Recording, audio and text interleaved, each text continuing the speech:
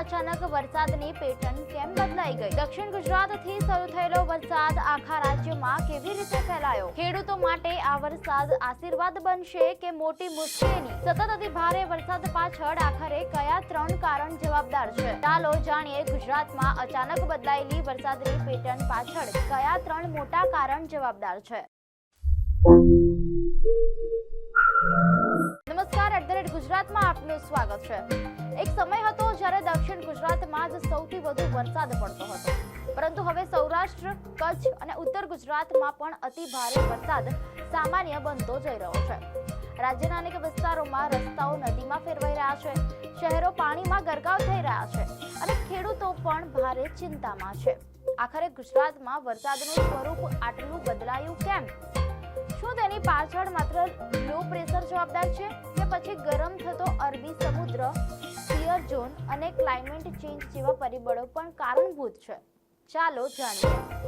દર્શક મિત્રો, ગુજરાતમાં છેલ્લા કેટલાક દિવસોથી ચોમાસું જોરદાર જામ્યું છે. શરૂઆતમાં દક્ષિણ ગુજરાતમાં જ વરસાદનું જોર જોવા મળ્યું હતું, પરંતુ હવે સૌરાષ્ટ્ર, કચ્છ અને ઉત્તર ગુજરાત સહિત રાજ્યના મોટા ભાગના વિસ્તારોમાં ધોધમાર વરસાદ વરસી રહ્યો છે. પરંતુ માત્ર વરસાદ વધ્યો છે એટલું જ નથી, વરસાદ પડવાની રીત પણ બદલાઈ ગઈ છે.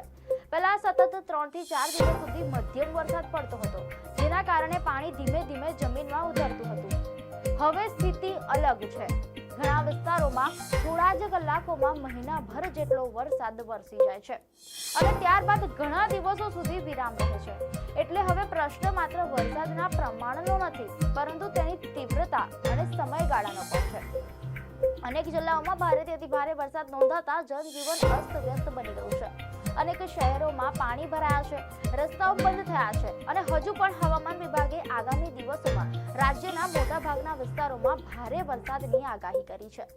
પરંતુ સૌથી મોટો સવાલ એ છે કે છેલ્લા 10 થી 15 વર્ષમાં ગુજરાતમાં વરસાદની પેટર્નમાં આટલો મોટો બદલાવ કેમ આવ્યો?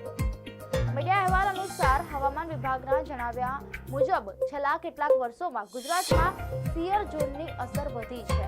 વર્ષ 2017, 2019, 2021, 2023, 2024 અને હવે 2026માં શિયર ઝોનના કારણે રાજ્યના અનેક વિસ્તારોમાં અતિ ભારે વરસાદ નોંધાયો છે. પહેલા જ્યાં ભારે વરસાદ મુખ્યત્વે દક્ષિણ ગુજરાત સુધી મર્યાદિત રહેતો હતો, ત્યાં તો હવે સૌરાષ્ટ્ર, કચ્છ અને ઉત્તર ગુજરાતમાં પણ ટૂંકા સમયમાં અત્યંત ભારે વરસાદ પડી રહ્યો છે. એટલે હવે વરસાદના દિવસો કદાચ ઓછા હોય, પરંતુ જ્યારે વરસાદ પડે છે ત્યારે ખૂબ જ ભારે પ્રમાણમાં વરસે છે. દર્શક મિત્રો, નિષ્ણાંતોના મતે આ બદલાવ પાછળનું પહેલું અને સૌથી મોટું કારણ છે વધતું જતું વૈશ્વિક તાપમાન અને ક્લાઇમેટ ચેન્જ. છેલ્લા કેટલાક વર્ષોમાં પૃથ્વીનું તાપમાન સતત વધી રહ્યું છે અને તેની સીધી અસર અરબી સમુદ્ર પર પણ જોવા મળી રહી છે. દરિયાનું પાણી વધુ ગરમ થતાં વધુ પ્રમાણમાં બાષ્પીભવન થાય છે. પરિણામે વાતાવરણમાં ભેજનું પ્રમાણ વધી જાય છે અને ભારે વરસાદી વાદળો વધુ ઝડપથી બને છે. જ્યારે આ વાદળોને અનુકૂળ પરિસ્થિતિ મળે છે ત્યારે ખૂબ ઓછા સમયમાં અતિ ભારે વરસાદ વરસી જાય છે. દર્શક મિત્રો, બીજું મોટું કારણ છે અરબી સમુદ્રમાં સર્જાતું લો પ્રેશર અને તેની સાથે બનતો શિયર ઝોન. શિયર ઝોન એક એવી સ્થિતિ છે જેમાં જુદી જુદી દિશામાં વહેતો પવન એકબીજાને મળે છે. જ્યારે લો પ્રેશર અને શિયર ઝોન એક સાથે સક્રિય થાય છે ત્યારે ભારે ભેજવાળા વાદળો એક જ વિસ્તારમાં લાંબા સમય સુધી સ્થિર રહે છે અને પરિણામે થોડા કલાકોમાં જ અનેક ઇંચ વરસાદ વરસે છે. હવામાન વિભાગના અધિકારીઓના જણાવ્યા મુજબ આ વર્ષે ગુજરાતમાં નોંધાયેલા ભારે વરસાદ પાછળ પણ શિયર ઝોન મુખ્ય પરિબળ રહ્યું છે. ત્રીજું મહત્વનું કારણ છે પેસિફિક ડિકેડલ ઓસિલેશન અને હવાની બદલાતી દિશા.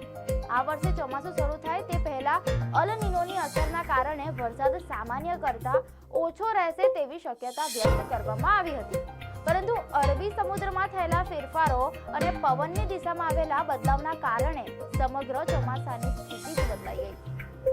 ગુજરાત યુનિવર્સિટીના ક્લાઇમેટ નિષ્ણાંતોના જણાવ્યા મુજબ સામાન્ય રીતે જૂનથી જુલાઈ દરમિયાન 5 વખત મોટા વરસાદી તબક્કા બનતા હોય છે, પરંતુ આ વર્ષે ઓછા તબક્કા બન્યા હોવા છતાં જ્યારે વરસાદી સિસ્ટમ સક્રિય થઈ ત્યારે તેણે અત્યંત ભારે વરસાદ વરસાવ્યો. એટલે વરસાદ હવે નિયમિત નહીં પરંતુ વધુ અનિયમિત અને વધુ તીવ્ર બની રહ્યો છે.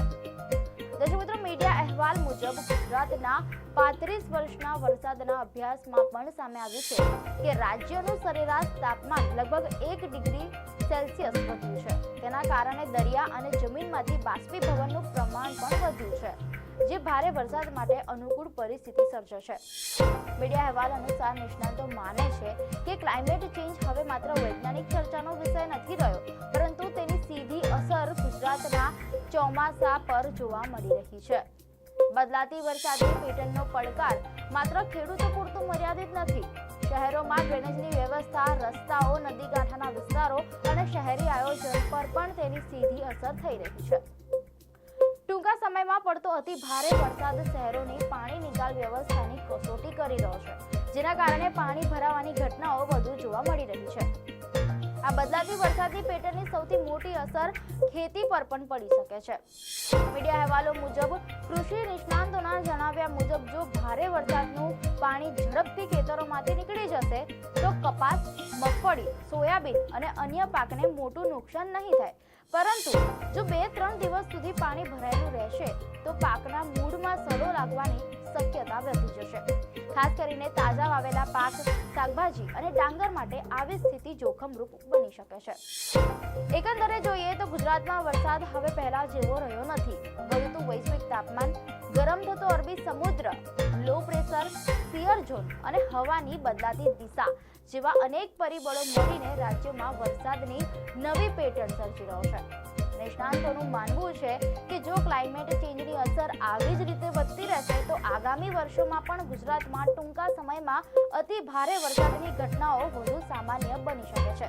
એટલે હવે બદલાતા હવામાનને સમજવાની સાથે તેની સામે તૈયારી રાખવી પણ એટલી જ જરૂરી બની ગઈ છે. દર્શક મિત્રો, આપને માહિતી સારી લાગી હોય તો વિડીયોને લાઈક અને શેર કરજો, ચેનલને સબસ્ક્રાઇબ કરજો.